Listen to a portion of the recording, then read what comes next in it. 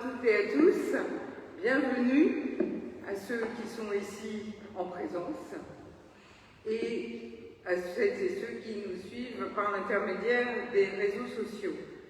Comme nous le disons très souvent, vous êtes tous et toutes ici, chez vous, sans condition ni bien sûr obligation.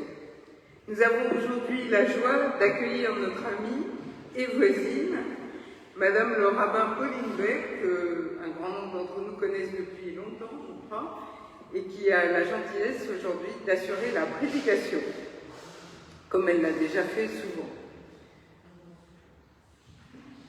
Il y a une question? Non, ça va? La grâce et la paix nous sont données de la part de l'Éternel, notre Dieu, et de Jésus-Christ, notre Seigneur. Je vous invite à vous lever pour chanter ensemble le premier spontané de la feuille de culte.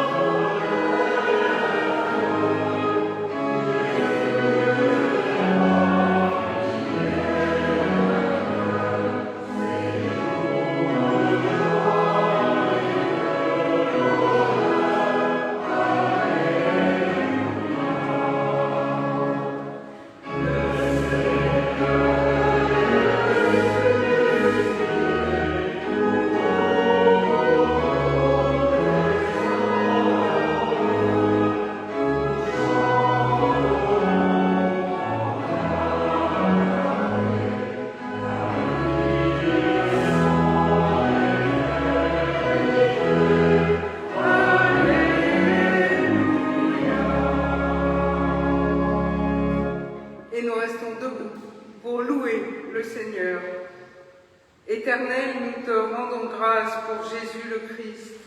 Par sa parole, il nous transforme.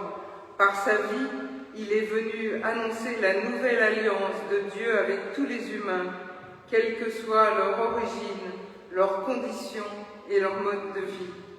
Nous te rendons grâce pour Jésus le Christ, semblable à nous car il était humain, meilleur que nous car dès sa jeunesse, ta présence en lui l'a rendu différent. Il nous accompagne dans notre vie d'aujourd'hui et nous aide à grandir. Il nous montre le juste chemin et nous invite à nous tenir droit devant les humains et devant toi. Il nous appelle à manifester la joie de ta présence dans le monde comme il l'a fait par sa vie. Il nous envoie pour être témoins. Il nous apprend à aimer. Amen.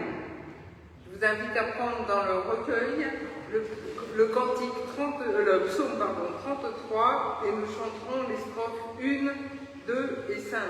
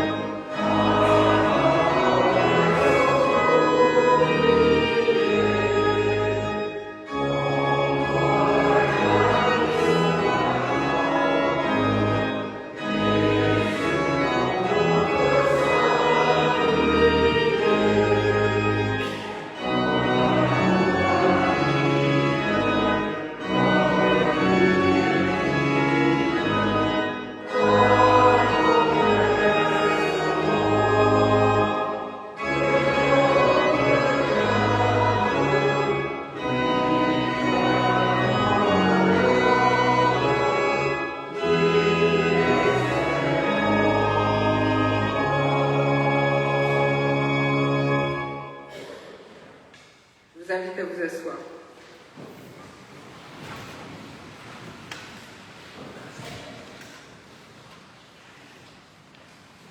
Écoutons la volonté de Dieu.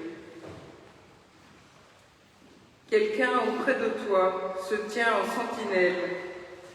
Plutôt que toi, il s'éveille en ta demeure. Il comprend toujours mieux que toi-même tes rêves et ton secret.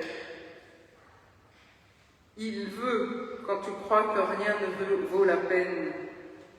Il entend le cri qui t'étrangle dans ta solitude. Si tu connais son nom, appelle-le, et si tu ne le connais pas, appelle-le plus fort encore. Amen.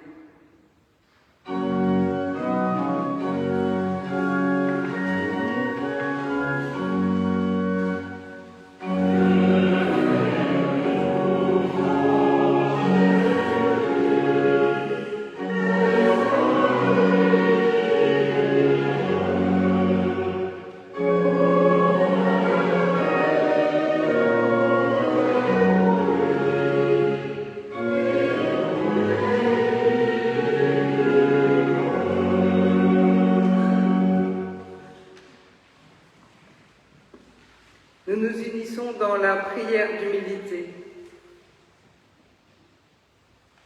Éternel, nous voici devant toi, réunis en ce temps de Pâques, grands et petits. Aujourd'hui, nous sommes joyeux et nous déposons devant toi tous nos jours de tristesse et de découragement. Aujourd'hui, nous croyons en toi et nous déposons devant toi tous nos jours de doute et d'incertitude. Aujourd'hui, nous t'aimons et nous déposons devant toi tous nos jours d'oubli et d'ingratitude. Aujourd'hui, nous nous aimons les uns les autres et nous déposons devant toi tous nos jours d'égoïsme et de colère. Aujourd'hui, nous serons bienveillants envers l'humanité et nous déposons devant toi toutes nos indifférences et nos peurs. Éternel, pardonne-nous. Amen.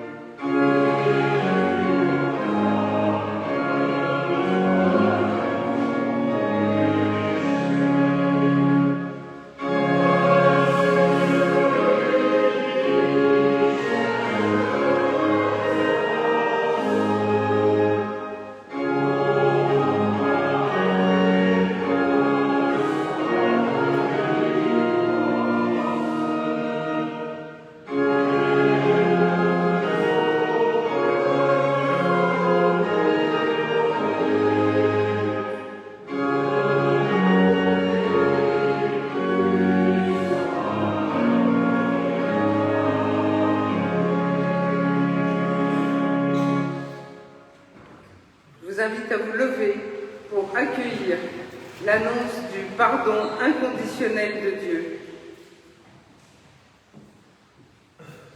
Écoutons l'apôtre Paul. Étant donc justifiés en vertu de la foi, nous sommes en paix avec Dieu par notre Seigneur Jésus-Christ. C'est par son entremise que nous avons eu par la foi accès à cette espérance dans laquelle nous nous tenons. C'est une parole certaine, même quand notre cœur nous accuse, Dieu nous pardonne. Et ce pardon inconditionnel, nous le recevons maintenant, en nous rappelant que le Dieu éternel se manifeste en Christ pour être à nos côtés dans le monde, afin que par lui, nous ayons la vie. Amen. Je vous invite à prendre dans le recueil le cantique 283 que nous chanterons en entier.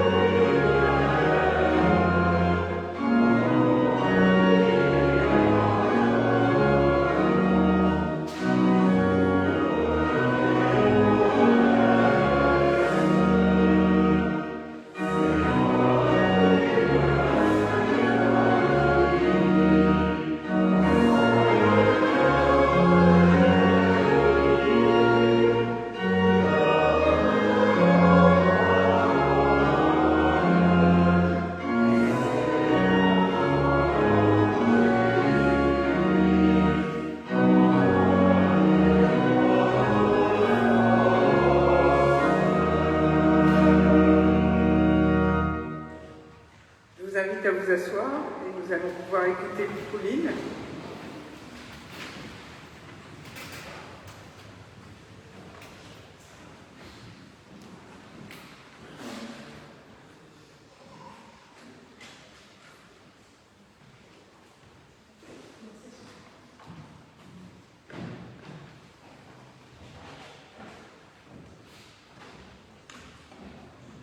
Ça me paraît toujours si haut. Merci de m'avoir invité. Voilà, vous m'entendez bien. J'ai prononcé ce sermon, on dit dracha en hébreu, qui veut dire exigence, en octobre dernier pour Kippour, donc la fête la plus solennelle de la communauté, devant ma communauté, effectivement à quelques mètres d'ici. Et je parle de judaïsme, mais je suis certaine que certaines idées peuvent s'appliquer aussi au protestantisme. Et la question était, agit-on bien pour faire le bien ou par réputation? Le corps humain pourrait bien n'être qu'une apparence, il cache notre réalité, il s'épaissit sur notre lumière ou sous notre ombre, la réalité c'est l'âme, écrivait Victor Hugo. Nous vivons dans un monde où de plus en plus nous nous voyons par l'intermédiaire d'écrans, où l'on s'informe, où l'on apprend, où l'on se tient au courant par ces filtres électroniques que sont les réseaux sociaux. Un monde où l'image a une place quasi omniprésente et un monde où cette seconde réalité peut se transformer au gré des envies. Photos, films, articles sont à portée de main et de clic et si performants que les frontières entre réalité et fiction en deviennent imperceptibles. La vérification des informations est de plus en plus ardue. La fiction remplace souvent la réalité. Nous sommes envahis d'images et nos yeux sont rivés sur ces objets intelligents, renseignés par nos expériences, dépassant parfois notre propre intelligence. Ils peuvent aider et être des avancées extraordinaires, mais aussi tromper et nuire, car la voix populaire et la voix des experts s'y mêlent indistinctement. Dans cette société du reflet, nous sommes souvent obnubilés par l'image que nous donnons à voir aux autres, jusqu'à parfois malheureusement en mourir pour ces jeunes, par exemple, qui sont harcelés par une intimité mise à nu. Le désir de notoriété n'a d'égard que celui du dénigrement. On porte au nu aussi vite que l'on détruit, la manipulation n'a plus de limite et l'on se mesure en influence. Il faut être vu et liké pour exister. Le miroir est un moteur économique incontournable avec les vagues d'internautes qui, au gré des puissants, font échouer sur la banquise des âmes agonisantes rejetées par la foule, tandis que d'autres, momentanément, bénéficient de leur grâce. On cherche alors désespérément l'approbation, les compliments, la reconnaissance de la toile. On dit pour être vu, on vit pour être dit. Et pourtant, on nous rappelle que l'être humain, ses jours sont comme l'herbe, un souffle passe et il n'est plus dans le psaume 103. Comment retrouver l'âme dont nous parle le poète? Doit-on se soucier de notre réputation? Agit-on bien pour faire le bien, pour soigner notre image, donner à voir aux autres? Quelle brise doit souffler dans les voiles de nos actions? Si l'on pose la question de savoir si l'on agit pour le bien ou en fonction du regard des autres, on répondra spontanément pour le bien. On dira se moquer de ce que les autres disent ou pensent, en le reléguant à une perception, à des opinions, parce qu'il est plus noble d'agir pour le bien que pour l'apparence, en faisant fi des on-dit. Lo achare rabim leatot, nous dit l'Exode, ne suit pas la majorité pour faire le mal. L'argument qui consiste à dire tout le monde le fait n'est pas valable moralement. Ce n'est en effet pas la popularité qui doit nous guider, mais bien l'analyse des conséquences de nos actes, leur dimension éthique. Un sens intrinsèque du bien nous oriente, dira-t-on, de l'éthique, de ce que dit notre conscience ou notre tradition, de ce que nos parents nous ont enseigné, si ceci était dans le droit chemin, ou ce que nous avons appris. Il ne s'agit pas de subjectivité, mais d'un lien à un bien universel, comme Kant le définissait, relevant d'un impératif catégorique. Être sous influence est mal considéré et signifierait que nous ne jouirions pas de notre libre arbitre et que nous ne serions pas autonomes, que nous ne ferions pas nos choix de manière indépendante. Comment comprendre le Deutéronome 30 ? Je place devant toi le bien et le mal, choisis le bien et tu vivras, le mal et tu mourras. Si ce choix n'est qu'un alignement, une imitation de ce que fait l'autre, et que ce n'est pas mon choix propre. Pourtant, nous affirmons notre libre arbitre et notre responsabilité. Le principe de Teshuvah, dans la tradition juive, de retour sur soi, ne revêt de sens que si nous sommes responsables de nos actions, si elles ne sont que le résultat d'influences extérieures dont nous ne pouvons nous libérer, rien ne sert de vouloir s'améliorer. Les Pirkei Avot, le traité des principes, première partie du Talmud, nous disent « Là où il n'y a pas d'être humain, efforce-toi d'en être un ». Nous enseignons à nos élèves, à nos enfants, à résister à la pression sociale, à ne pas s'aligner sur une majorité qui nous conduirait vers un mal, ce qui est pourtant contre-intuitif, car en grandissant, on veut se ressembler pour être aimé, se rallier à une norme.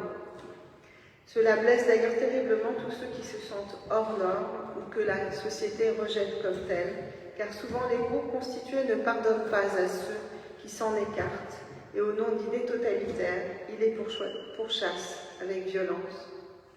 Le judaïsme, au contraire, enseigne la beauté des marges. Vous pouvez décliner si ça convient avec le protestantisme. Qu'il faut oser penser autrement. La plupart de nos héros sont des non-conformistes. Pensons par exemple au premier cas de désobéissance civile montré par les extraordinaires sages-femmes Shifra et Poua dans l'Exode, qui vont à l'encontre de l'ordre infanticide de Pharaon de tuer les enfants hébreux. Et pour tous ceux qui ont vécu une guerre, qui ont fabriqué des faux passe-pieds, qui ont eu la vie sauve grâce à la désobéissance à un ordre unique, comme beaucoup de protestants l'ont fait. Ils l'ont raconté à leurs enfants, et leurs enfants à leurs enfants, de génération en génération. Le fait même pour les Juifs de ne pas manger la même chose que la majorité des gens fait d'emblée assumer à un enfant la différence, l'être autre, qui le met bachulaïm en marge, et qui lui dit « Je suis capable de dire non face à n'importe quelle autorité, si celle-ci me demande de me renier. Je suis juif, écrivait Edmond Flegg, parce que la foi d'Israël n'exige de mon esprit aucune abdication. » Cela est peut-être une des multiples causes de l'antisémitisme, la capacité à refuser un ordre unique, à se libérer de toute forme d'autorité et à se placer sous celle d'un Dieu qui exige un bien universel. Rappelons-nous le discours d'Aman dans le livre d'Esther. Il est un peuple dont les lois diffèrent de tous les autres peuples et qui ne suit pas les lois du roi. Les Juifs ont fait de tout temps et continuent à faire l'expérience de la différence, de l'altérité. Et quand une société n'est pas ouverte à l'altérité, les minorités, vous le savez aussi, sont les premières à en faire les frais. L'histoire nous l'a douloureusement appris. Mardoché, le premier dans la Bible à être appelé Yéhoudi ou Juif, originaire de Judée, refuse de courber l'échine devant l'ennemi qui veut sa destruction. Il sait ce qu'il risque, mais il ne cède pas. Lui comme d'autres, dans la longue histoire de notre peuple, ont assuré sa survie, ont permis que nous soyons ici aujourd'hui, proclamant ses valeurs, quitte à être parfois mal aimés. Le monde actuel se présente donc parfois comme une galerie de miroirs déformants, où chaque reflet est transformé, exagéré. Les traits que nous percevons ne sont que le côté factice d'une construction médiatique. Notre tradition nous enseigne de ne pas agir en fonction d'une récompense. Selon Ben Azaï, la récompense d'un commandement est dans le commandement lui-même. Ainsi, par nos actions, nous ne devons pas chercher l'approbation ou la popularité, si nous sommes certains de nous comporter de manière éthique. Et à l'inverse, nous ne devons pas nous indigner simplement pour nous faire remarquer, comme Victor Hugo le disait, être contesté, c'est être constaté. Faire le bien dans l'indifférence, c'est ce qui devrait nous inspirer. Souvenons-nous de ce qu'écrivait Émile Zola à la suite du fameux J'accuse publié dans le journal L'Aurore du 13 janvier 1898, prenant la défense du capitaine Dreyfus, accusé à tort de trahison. Tout semble être contre moi, les deux chambres, le pouvoir civil, le pouvoir militaire, les journaux à grand tirage, l'opinion publique qu'ils ont empoisonnée. Et je n'ai pour moi que l'idée, un idéal de vérité et de justice. Et je suis bien tranquille, je vaincrai. Les grands changements de société pour plus de justice et d'égalité, d'inclusivité, ont été menés par des personnes qui ne se sont pas souciées du qu'en dira-t-on, de déplaire, d'aller à la rencontre de la bien-pensance. Pensons à Simone Veil pour la défense de l'avortement, Martin Luther King pour le droit des Noirs aux États-Unis, Sylvia Riviera pour les droits transgenres, des connus et des anonymes qui ont porté leurs valeurs et ont réussi à changer une partie du monde. Si c'était préoccupé de leur image, rien n'aurait changé. Shem Shemen Tov disait le proverbe que l'on pourrait traduire par un bon nom est préférable à l'huile parfumée, ou par cette formule un peu désuète, bonne renommée vaut mieux que ceinture dorée. C'est le nom, ce qui fait notre identité, notre âme, qui doit être notre boussole. Pas le parfum qui se diffuse, mais dont la fragrance ne reste qu'un moment. Pourtant, dans cette guerre des images, peut-on pour autant abandonner la partie et ne pas se battre, faire totalement fi du regard des autres? Là encore, penchons-nous sur les sources juives pour en puiser une inspiration, une sagesse ancestrale. À maintes reprises dans la Torah, il est question de la réputation du peuple d'Israël. La question est posée, qu'est-ce que les autres peuples diront? L'image que nous donnons est même un argument invoqué dans les conversations entre le peuple et Moïse, entre Moïse et Dieu. Moïse admonesse le peuple en disant « S'il désobéit au commandement, les nations se moqueront de lui et demanderont « Pourquoi Dieu a abandonné le peuple d'Israël ?» La réputation de Dieu, selon les rabbins, est même entre les mains du peuple d'Israël qui, par son comportement, doit en être garant. Lorsque David Ben Gurion avait dit « Peu importe ce que les nations diront, ce qui importe c'est ce que font les Juifs », il oubliait le concept de Chilul Hashem, de profanation du nom divin, présent dans la Torah et développé par les rabbins dans la tradition juive, qui consiste à dire qu'en agissant mal, on ternit la réputation divine. Les Juifs ne peuvent se comporter en étant totalement aveugles face à ce que dit le monde. Les propos et actes de certains extrémistes juifs doivent être condamnés sans réserve quand ils appellent à la haine et à la vengeance. C'est ce que le grand rabbin Jonathan Sachs dénonce clairement dans son livre « Pas en nom ». Trop souvent, dit-il, dans l'histoire des religions, les hommes ont tué au nom du Dieu de vie, fait la guerre au nom du Dieu de paix, haï au nom du Dieu d'amour et pratiquer la cruauté au nom du Dieu de compassion. Lorsque cela se produit, Dieu parle, parfois d'une voix douce et subtile, presque inaudible sous les clameurs de ceux qui prétendent parler en son nom. Ce qu'il dit alors, c'est « pas en mon nom ». Et même si nous sommes dans le droit, et même si nous avons raison, nous devons savoir l'expliquer aux autres, car ne pas le faire revient à laisser les mensonges s'installer à la place de la vérité. Même si parfois nous sommes tentés de baisser les bras face à un déferlement de condamnation, de violence, nous devons nous efforcer de poser des questions, de faire entrer un rayon de lumière dans l'obscurité du monde, tout comme une fleur à la force de pousser dans le craquellement du ciment. Cela signifie qu'il ne suffit pas de bien se comporter. Il faut aussi soigner notre image auprès des autres. Non seulement faire le bien, mais aller au-delà de ce que nous demande la loi stricte, en suivant 3 concepts. Celui de, je dis en hébreu rapidement, l'ifnim meshurat adin, aller au-delà de la simple loi. Mipnei darkei shalom pour les voies de paix, vous entendez le mot shalom peut-être, et maritaïn, ce que l'on donne à voir. Le premier de ces principes vient de l'Exode. Je cite le texte, 18-20, « Tu les instruiras, les décrets et les lois, et tu leur montreras le chemin qu'ils doivent suivre et l'œuvre qu'ils doivent accomplir. » Cette dernière expression étant redondante, les sages en ont conclu que nous devions dépasser par la bonté le cadre strict de la loi. Ainsi, le Talmud relate que Rabbi Chia échange la pièce de monnaie qu'il a donnée à une femme parce que les marchands l'estiment défectueuse alors qu'elle ne l'est pas. Il était dans son droit, mais veut éviter sans doute une mauvaise réputation et également que cette femme soit accusée à tort d'utiliser de la fausse monnaie. Il la remplace donc.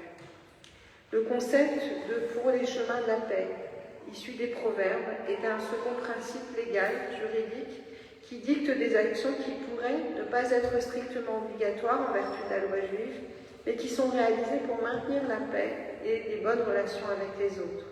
Ainsi, par exemple, la tzedaka, la justice, la charité et la bonté, prendre soin des démunis, rendre visite aux malades, enterrer les morts s'applique à tous, pas seulement aux juifs, ce qui va de soi d'un principe universel. Le judaïsme ne saurait vivre de manière repliée sur lui-même, sans se préoccuper du bien commun. Et les bonnes relations entre tous sont une motivation suffisante. Le troisième concept est celui de maritaïm, qui signifie l'apparence des yeux. C'est un principe fondé sur ce que l'on donne à voir. Certaines actions licites seront interdites parce qu'elles pourraient être mal interprétées par des observateurs extérieurs. Le Talmud rapporte par exemple que les filles des prêtres, des Kohanim, n'avaient pas le droit de se parfumer parce que l'on aurait pu croire que leur père leur donnait les parfums consacrés au temple, une forme de détournement du bien public par les fonctionnaires. Ici, c'est bien la perception qui est en jeu et ce que l'on pourrait en déduire. Cela signifie que non seulement nous devons nous efforcer de faire le bien, mais aussi apparaître comme le faisant. Le regard de l'autre n'est donc pas écarté dans le choix d'un comportement éthique. Et de manière générale, si je rencontre Dieu dans le regard de l'autre, si le judaïsme est une philosophie du regard, de la considération, de la révérence, comment imaginer rester indifférent au regard de l'autre? Comment se penser égoïstement sans se soucier de ce que l'autre pense de nous? La relation à l'autre ne se construit-elle pas dans ce rapport à l'autre, le regard de l'enfant vers ses parents, sa fratrie? Ne cherchons-nous pas tous à être aimés, considérés, regardés? Ne cherchons-nous pas l'approbation de nos parents, de nos amis, de nos professeurs, de nos collègues, de ceux que nous aimons, et même de Dieu, même si cette approbation-là est beaucoup plus difficile à mesurer? Les personnages bibliques sont approuvés par l'expression « Motsechen be'einav », ils trouvent grâce ou elles trouvent grâce aux yeux de Dieu, pour ainsi dire, c'est-à-dire que nous savons qu'ils ont été choisis pour une mission particulière. C'est le cas de Noé, par exemple, qui est choisi parce qu'il est juste parmi sa génération. Cette reconnaissance ou mise à part est à l'origine de l'écriture et du récit. Elle est la mise en lumière d'un personnage remarqué et remarquable, dont la vie ou les actes nous inspirent. Il s'agit peut-être là de l'idée de Kedusha, de sainteté, de rendre différent par le regard que l'on pose sur les choses ou sur les êtres. Nous aussi avons besoin de ce regard qui nous met en lumière, de ce toi qui clame « je t'aime parce que tu es toi », comme le dit le philosophe Gobain. Être vivant, c'est être vu, entrer dans la lumière d'un regard aimant. Mais il ne suffit pas d'être aimé, il faut être aimé dans un contexte d'éthique. L'amour ne suffit pas, il s'accompagne de justice et de droiture. Ce n'est pas la foule qui approuve, c'est un sens universel de la justice et du bien. Comme le dit si joliment Emmanuel Levinas, le visage n'est pas l'assemblage d'un nez, d'un front. Dieu, dès que le visage de l'autre apparaît, il m'oblige. Le bien dans la tradition juive naît d'une altérité, il se tisse dans la relation à l'autre. Tu aimeras ton prochain comme toi-même, je suis l'Éternel, dit le Lévitique, qui est traduit concrètement par Hillel au 1er siècle de notre ère. Tu ne feras pas à autrui ce que tu ne voudrais pas qu'on te fasse, et qui définit le bon comportement dans le cadre de la relation à autrui. Comme le dit avec humour Oscar Wilde, il n'y a qu'une seule chose au monde pire que d'être la cible de discussion, c'est de ne pas en être la cible. L'être humain se construit en effet dans la relation avec l'autre, et cette conscience de l'altérité permet de modeler ce que nous sommes. C'est ainsi qu'un seul mot de l'autre aimant ou amant peut caresser ou détruire, aider à grandir ou blesser, écorcher, pas seulement la peau mais l'être, l'âme à fleur de peau. Si sauver une âme, c'est sauver un monde, et détruire une âme, c'est détruire le monde, comme le dit le Talmud, c'est quand chacun de nous se trouve un rappel du monde, un peu comme dans une forêt où tous les arbres communiquent et sont liés. Dans la grande forêt qu'est l'humanité, nous ne saurions être insensibles au sort d'un seul être humain, fût-il notre ennemi. Alors peut-être, entre l'ignorance de ce que disent les autres et l'attention extrême à l'autre, devons-nous esquisser un juste milieu, un chemin tissé d'or, je suis la Zahave, qui nous fait rechercher le bien tout en sachant l'expliquer à l'autre.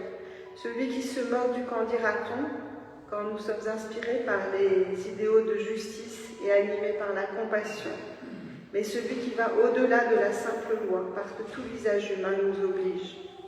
Le Talmud nous dit « Toho kevaro », l'intérieur doit être semblable à l'extérieur. Nous ne devons pas chercher à maquiller, à déformer la réalité, mais nous devons essayer de la réparer. Aucune grâce extérieure n'est complète si la beauté intérieure ne la vivifie. La beauté de l'âme se répand comme une lumière mystérieuse sur la beauté du corps, poursuit Victor Hugo.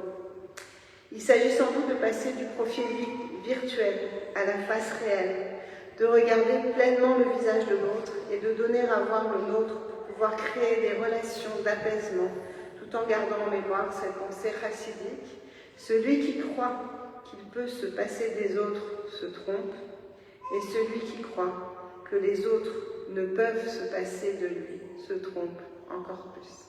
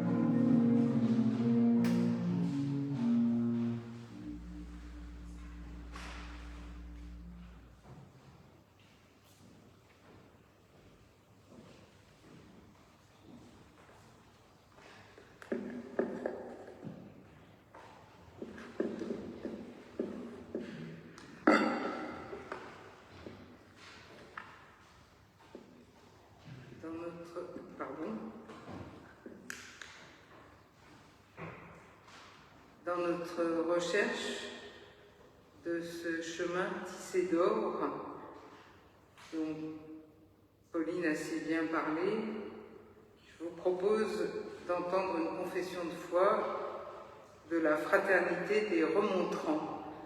C'est une communauté de croyants qui a vu le jour au XVIIe siècle dans l'église protestante des Pays-Bas. Et une communauté qui, comme son nom l'indique, pensait que l'église réformée est toujours à réformer. Je vous invite à vous lever pour entendre cette confession de foi.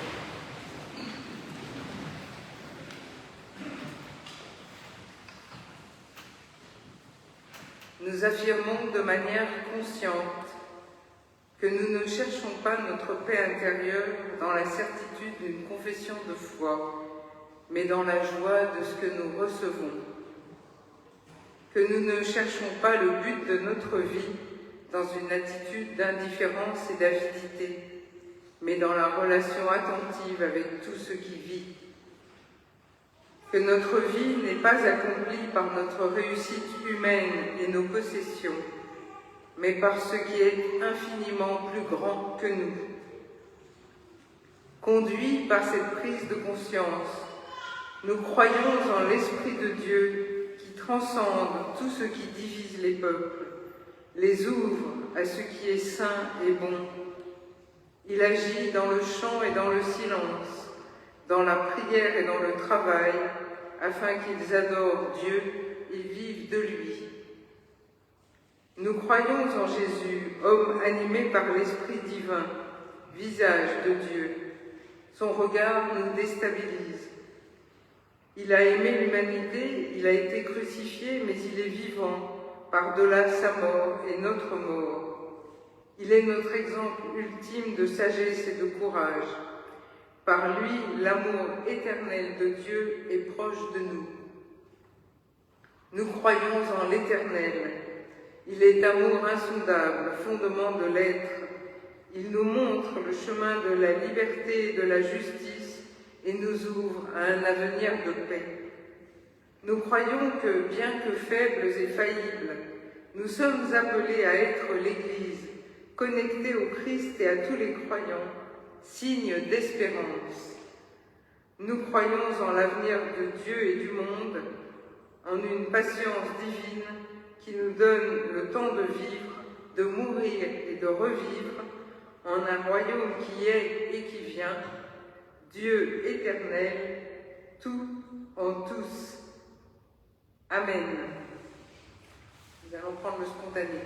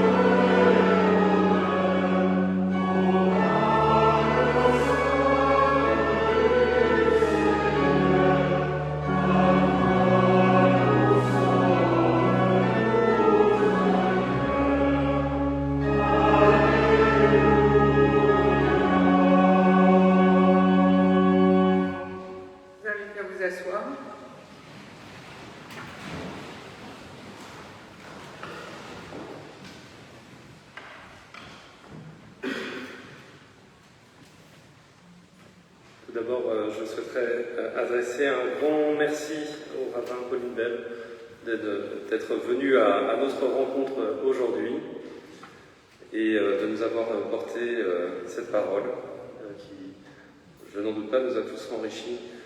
Merci aussi à Catherine. Merci à Catherine pour ce choix de confession de foi particulièrement judicieux, j'ai trouvé, après cette prédication. Et merci à Fred pour la musique. Super. Je voulais aussi vous rappeler la collecte de l'épicerie solidaire. Et ce matin, Françoise me faisait remarquer que ça s'amenuise un petit peu.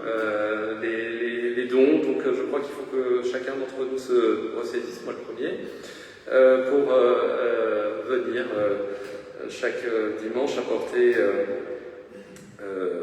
ce qui peut être nécessaire. N'oublions pas que cette épicerie solidaire de la Croix-Rouge du 11e arrondissement vient en aide de notre prochain qui est proche de nous, dans notre arrondissement même. Voilà, je voulais aussi vous parler de la cantate qui aura lieu cet après-midi à 17h30. Donc c'est la BWV 103. Ihr werdet weinen und heulen. Et ça doit être pas bien prononcé, je suis désolé. Vous allez gémir et vous lamenter. C'est un programme. Et tout le monde se réjouira. Elle a été composée en 1725 à Leipzig, d'après Wikipédia. Tu veux nous en dire un mot de plus? Non? Ok. Mardi, nous aurons la pause biblique. Le texte qui sera abordé sera Marc 5, versets 1 à 20. C'est à 12h30, il faut s'inscrire pour le buffet auprès de Nicole. Jeudi 7, nous reprenons la pause spirituelle de 12h30 à 13h30. Et dimanche prochain, le culte sera présidé par Adrien. Il y aura aussi l'école biblique et le pré-caté. Et ce culte sera suivi par un repas des JMJ, jeunes et moins jeunes. Alors, peut-être rappeler aussi que d'ici peu, le samedi 16 mai, nous avons une sortie organisée par Fabrice Calais pour aller voir l'exposition Matisse. Alors, il fallait s'inscrire auprès de lui. J'imagine que c'est plein, mais s'il y avait des défections, vous pouvez toujours lui envoyer un petit mail. Les informations étaient dans l'amitié du mois dernier. Vous allez trouver le nouveau numéro de l'amitié à la sortie qui est sur les présentoirs. Vous trouverez aussi à la sortie du culte, en reste-t-il quelques confitures? Il en reste 2 pots. Donc voilà, si vous allez très très vite, vous aurez peut-être la chance de pouvoir en acheter un. Et puis, je voulais aussi vous parler d'un événement qui est organisé par la Fédération d'entraide protestante et pour lequel vous retrouverez une affiche dans l'entrée du temple qui a lieu mercredi 27 mai au siège au 47 rue de Clichy dans le 9e. Et il s'agit donc du lancement du projet Femmes exilées engagées pour la défense des droits humains. Donc il va y avoir une signature qui va être organisée. J'imagine que c'est aussi une présentation de ce projet qui ouvre une nouvelle voie d'accès légal et sûr pour les femmes en exil qui sont menacées du fait de leur engagement. Et on demande, il y a un mail qui est indiqué sur la fichette, de confirmer sa présence. Voilà, donc chacun y est invité. Adrien, est-ce que tu nous dis un mot de l'évangile de la Révolution qui sera projeté mardi 2 juin? Alors, Adrien va Bonjour, oui, effectivement, nous sommes un peu en avance, mais il vaut mieux en avance qu'en retard. Donc le 2 juin sera organisé dans les salles du 2e étage une projection d'un film documentaire tout à fait particulier et exceptionnel à mon sens, qui s'appelle donc l'Évangile de la Révolution. Vous avez peut-être pu voir des affiches à l'entrée du temple et à l'extérieur. C'est un film que nous avons eu pour certains la chance de voir à l'Institut protestant de théologie il y a quelques mois. Un film documentaire qui est sorti en 2025. Le réalisateur, c'est François-Xavier Drouet. Et ce film a reçu le prix Croire au cinéma il y a quelques mois, début 2026. C'est un film qui traite de ce courant particulier qui est la théologie de la libération. Donc ce mouvement chrétien populaire qui s'est développé entre les années 1960 et 80 dans certains pays d'Amérique du Sud et qui malheureusement, disons-le bien, et c'est aussi l'objet de ce film documentaire, a été assez violemment réprimé à la fois par les États-Unis et le Vatican.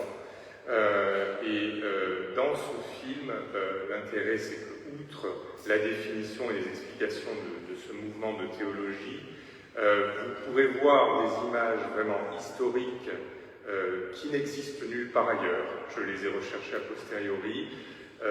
Encore aujourd'hui, la censure peut fonctionner et certaines des images de ce film ne se trouvent que dans ce film et sont extrêmement intéressantes et amènent à la réflexion, de même que les propos, les témoignages des derniers grands porteurs de ce courant, un courant qui n'est pas totalement éteint non plus et qui est d'autant plus actuel avec la propagation du mouvement évangélique encore dans ces pays d'Amérique du Sud, mais bien au-delà.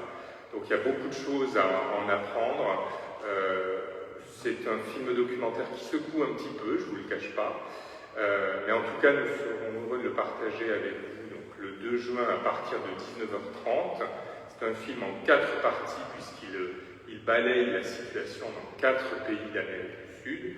Il y aura une petite pause au bout de la 2e partie et un temps d'échange, de discussion à l'issue de la 4e partie du film. Voilà.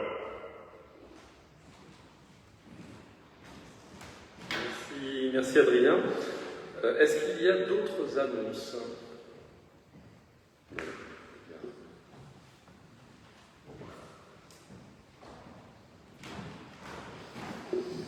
Eh bien, le moment que vous attendiez tous et tout est arrivé, c'est le joyeux moment de l'offrande, si nécessaire à notre vie d'Église et donc à notre vie spirituelle. Merci Seigneur de nous permettre de donner. Amen. Et nous allons pendant l'offrande, chanter, nous nous levons, c'est une originalité de notre communauté et nous chantons le cantique 215.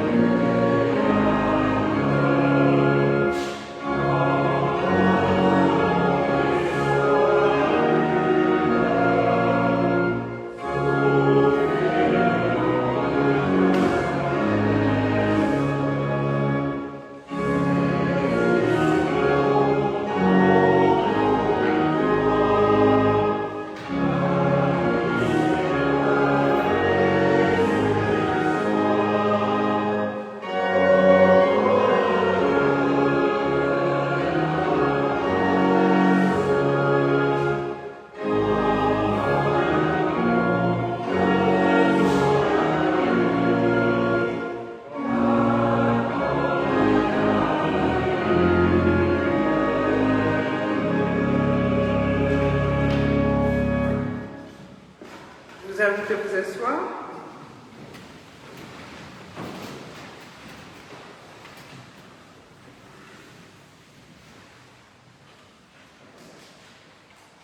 Unissons-nous dans la prière fraternelle.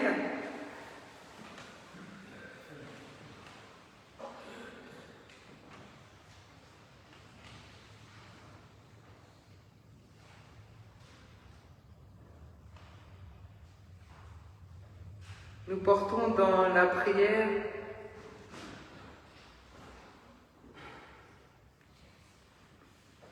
tant de peuples, toutes celles et ceux qui œuvrent à la recherche de la paix.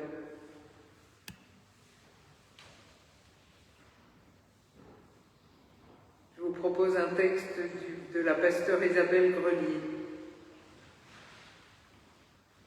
Seigneur, merci pour ces moments où tu nous remplis de ta force et de ta plénitude. Merci pour ces moments où pour nous, d'une certaine façon, le royaume est déjà là. Nous aurions bien envie de planter nos tentes et de nous installer là, près de toi, loin de ceux qui souffrent et qui doutent. Mais toujours à nouveau tu nous appelles et nous avons du mal à repartir. Tire-nous de notre confort et de nos conformismes pour nous remettre en chemin. Toi qui es venu partager les joies et les peines des hommes et des femmes, c'est au milieu d'eux que tu veux nous rencontrer. Et c'est en pensant à eux que nous te disons à haute voix, dans le secret de nos cœurs, si nous le souhaitons, la prière que Jésus nous a laissée. Notre Père, qui es aux cieux, que ton nom soit sanctifié, que ton règne vienne, que ta volonté soit faite sur la terre comme au ciel. Donne-nous aujourd'hui notre pain de ce jour. Pardonne-nous nos offenses, comme nous pardonnons aussi à ceux qui nous ont offensés, et ne nous laisse pas entrer en tentation, mais délivre-nous du mal. Car c'est à toi qu'appartiennent le règne, la puissance et la gloire, pour les siècles des siècles. Amen.